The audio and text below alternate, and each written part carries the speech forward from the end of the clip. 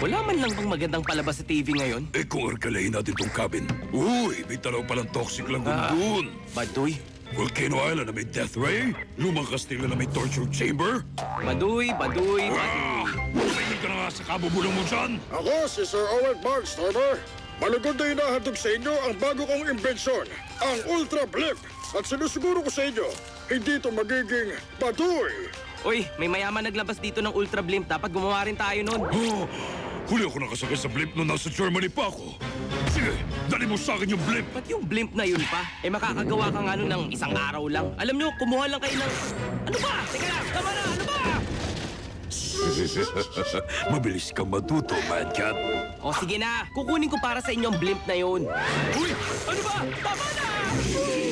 Kailangan mong gawin to, Brain. Kundi para sa'yo, para sa akin, at kay Uncle Gadget. Sige na, pasok na sa loob. Ligo ka na. May tao pa! Salamat, Uncle Gadget. Mahabaging langit, Gadget. Ano bang klaseng amoy yon? Nandiyan pala kayo, Chief. Gadget, Penny, may bago kong misyon para sa iyo. Nililibot ng bilyonaryo negosyanteng si Sir Owen Barnstormer ang mundo sakay ng Ultra Blimp niya. Mahinala kaming pagtatangka ang nakawin ni Dr. Claw ang Blimp. Ang misyon, protektahan si Barnstormer at ang Blimp. Ang mensaheng ito ay kusang sasabog. Maaasahan niyo kami, Chief!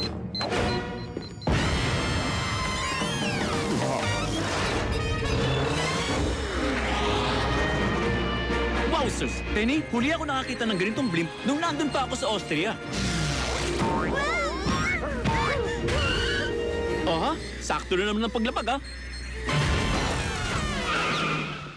Hindi ako makapaniwala sa nakikita ko. Paniwala! Ito ang future of Blimp Aviation. Sir Owen Barnstormer, ang inyong lingkod. Huwag kayong matakot! Sisiguruhin namin hindi ito madadampian ng kahit na maliit na claw ng Mad. O kahit higanting claw pa yan, na di hamak na mas masama. Wow! Nandito na yatang lahat sa blimp nyo. Polyfiber Kevlar exoskeleton, titanium anti-sonar pylons, tectonic stabilizers. Mukhang marami kang nalalaman sa teknolohiya. Hindi halatang hindi ka mayaman. Bang! Ha! Birong pang mayaman lang, tayo na! Ipapasyal ko muna kayo. Talaga namang self-sufficient ang Ultra Blimp. Lumili ka ng pagkain, tubig at fuel ng sarili niya para sa sarili niya. At higit sa lahat, hindi na kailangan lumapag kung saan napipilitan makipamuhay ang tao sa mababahong hayop na nakatira sa lupa. Dahil meron din naman kami dito sa taas. Nasa loob ng wild animal habitat namin ang ilan sa pinakamamamangis na hayop. Lahat sila ay personal kong iniligtas mula sa mga nabankrupt na artista. Teka muna, parang pamilyar sa akin ang isang ito, ah. Agresibo. Tulad lang ng isang mad agent. Palagay ko isang kriminal na nakakostume lang ang ostrich na to. Kriminal na nakakostume na napakasakit kumagat. Teka, ano ba yan? Nandito si Gadget? Gusto ko lang naman nakawin tong blimp. Napakalaki bang kasalanan nun? May nadetect ang microsensors na tao sa tuktok ng ship. Simple lang dapat ang misyon kong to. Whoosh pasok, whoosh labas.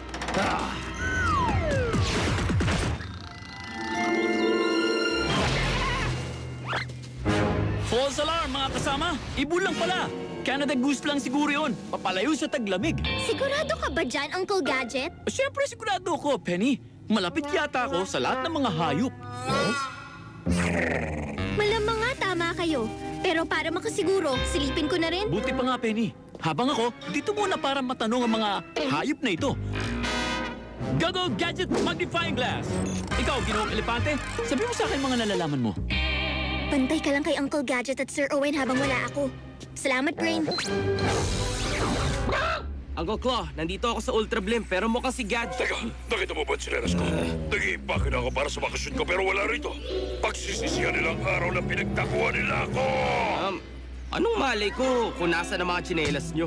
Sandali, mukhang si Gadget. Tumawag ka na lang pag naalala mo na kung nasan. Saka dalhin mo sa kanya, blimp! Parang ang likot ng mga mata mo, ah. Ganyan talaga ang mga mad agent.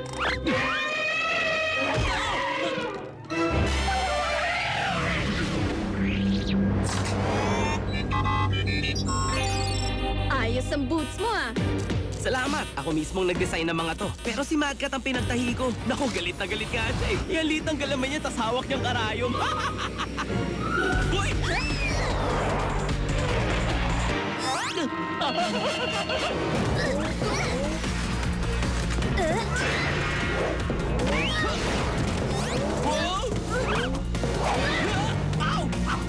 Sandali! Nasaan yung gadget mobile?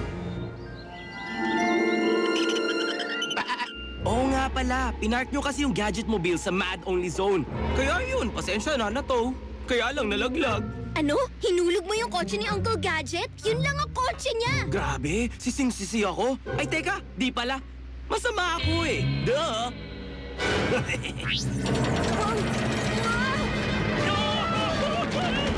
Naku po! Sandali! Ano nangyayari? Makinig kayo mga pasahero ng Ultra Blimp. Ako na nga palang bago niyong kapitan ngayon. Kasalukuyan tayong nasa taas na. Pakialam ko, ipinapaalam ko lang po sa lahat ng mga pasahero na ang safety locks ng Wild Animal Safety Habitat ay dine-activate ko na para naman maaliw ako. Salamat sa pagsakay at sana magdusa kayong lahat. Oh! Teka muna, makinig ka muna! Makakalog ka naman oh! Hindi pa nga ako tapos questioning ka eh!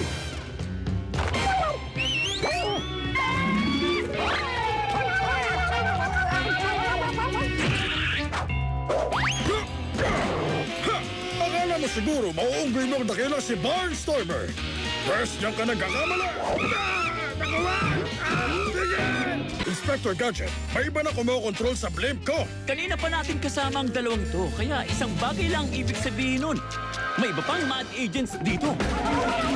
At ayun nga sila! Bumalik kayo rito! Mga masasamat mapagpanggap na mad agents! Ayos!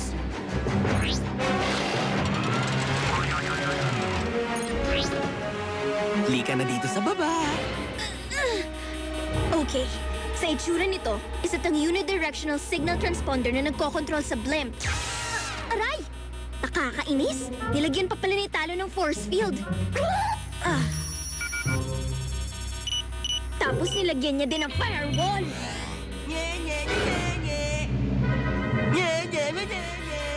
Ay, nakakaasar talaga! Binibuisit niya ako!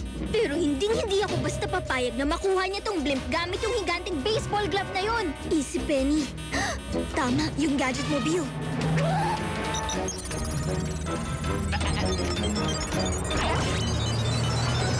At ikaw, kainis na force field, tapos ka na ngayon.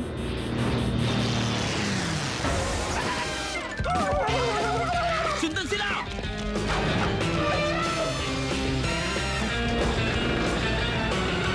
Ano? Naku naman, nakakapwisit talaga siya! Sige, pwede ko naman gamitan niya ng static electricity eh. Hintay ka. Hindi mo ako basta matatakasan, Penny!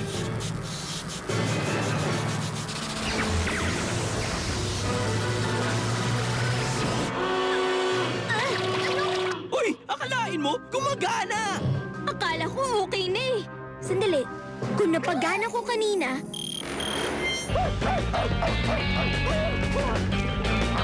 Nakakaaliw na hapulan pero wala ka nang pupuntahan ngayon, kriminal. May ikaapat pang mad agent na nakakostume ng hayop at tinatangay yung kotse ko. Go Gadget Rocket Engine! Huli ka! Walang kaluluwang pirata ng kalawakan! At di naman, kriminal! Oras na para ilapagputong kotse ko!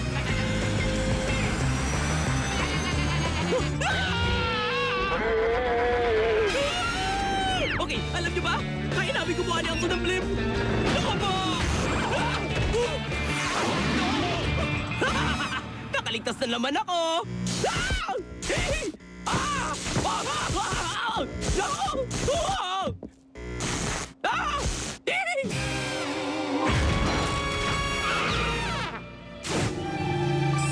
Salamat sa pagligtas sa blimp ko. Tungkulin namin ang tumulong, Sir Oliver.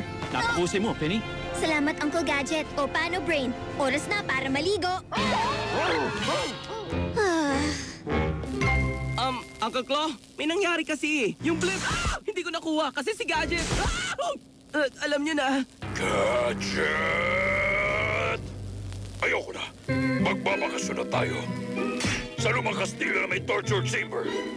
Hulaan mo kung saan kwarto ka matutulog.